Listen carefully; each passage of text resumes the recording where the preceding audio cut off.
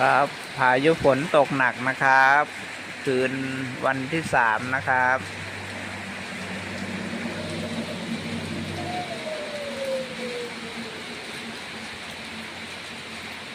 เวลาตี 2 ครึ่งนะครับ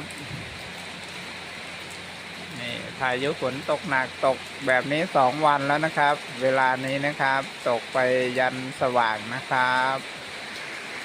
อำเภอหนองเรือจังหวัดขอนแก่นนะครับ